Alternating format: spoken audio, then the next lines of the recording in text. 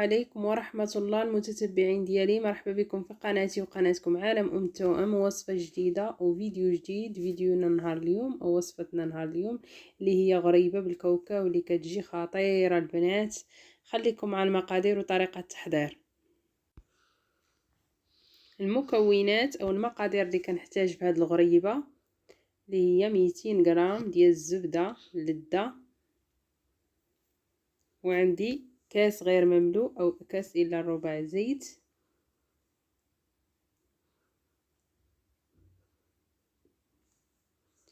وعندي 150 غرام ديال السكر ثقيل أو سكر كلاصي، وعندي 150 غرام ديال اللوز محمر، غير محمر غير شويه البنات، ما تخليوش يتحمر بزاف حيت مازال غادي يتحمر في الفران، يعني غير كنصهدوه وكنطحنوه. وعندي 2 اكياس ديال خميره الحلويات من فئه 8 غرام، وعندي 2 اكياس ديال السكر بنكهه الفاني، وعندي الدقيق حسب الخليط.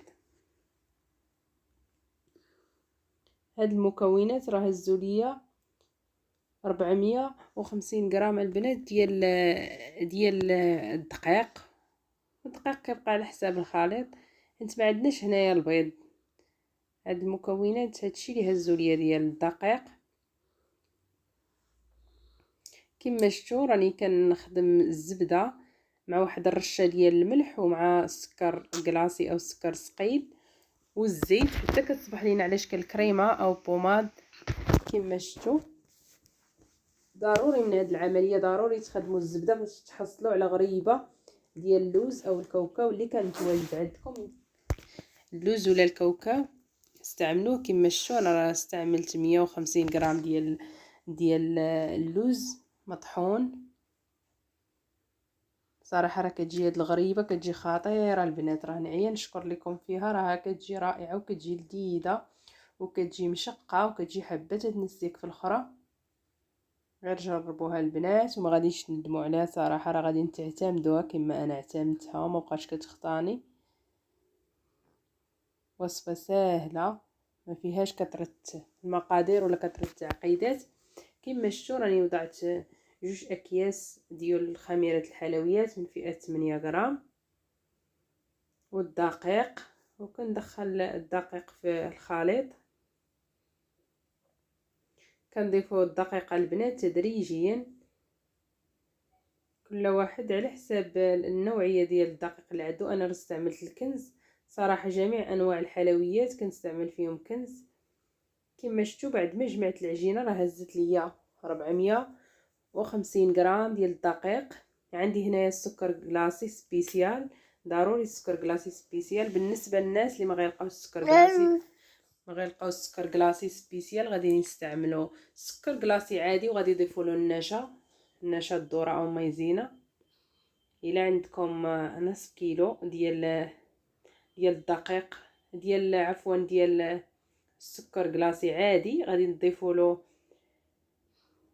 له البنات 30 غرام ديال نشا الذره. انا راه عندي سكر كلاصي سبيسيال، كنكور ديك الغريبه ديالي وكندوزها او كنفندها في السكر كلاصي وكنزينها باللوزه على هذا الشكل. كما شفتوا ما تقيدوش في ديك اللوزه، تقدروا تضيفوا فيها داخل غير الكاوكاو. راه هي الصراحه راه واحد المره جربتها بالكاوكاو، ولكن انا كنفضلت اللوز جا مذاقه احسن، ولكن حتى الكاوكاو راه كتجي رائعه، ما كتجيش زعما ماشي زوينه ولا شي حاجه، راه كتجي رائعه لا بالكاوكاو ولا باللوز. اللي كان متواجد عندكم ضيفوه في هذه الغريبه ديال اللوز او الكاوكاو. كما شفتوا بعد ما شكلت الغريبه بهذا الشكل وفنتها في السكر كلاصي كنزينها بالحبات ديال اللوز.